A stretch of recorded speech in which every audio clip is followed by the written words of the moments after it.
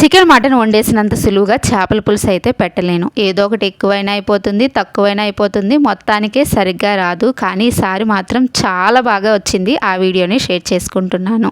కొరమీన్ చేపలు తెచ్చారు చిన్నవి. శుభ్రంగా కడిగేసి ఉప్పు కారం పట్టించాను.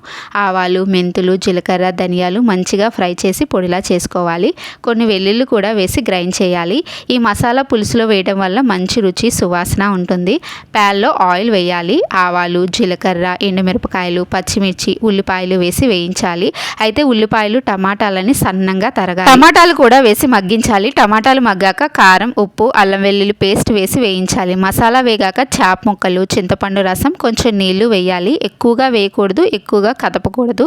మూత పెట్టి కదపకుండా 20 నిమిషాలు మీడియం ఫ్లేమ్ మీద ఉడికించాలి. 20 నిమిషాల తర్వాత ఆవాలు, మెంతులు ముద్ద వేసేసి 1 నిమిషం ఉంచి చివరిగా కొత్తిమీర వేసి స్టవ్ ఆపేయడమే. అంతేనండి. నాకైతే చాలా నచ్చింది.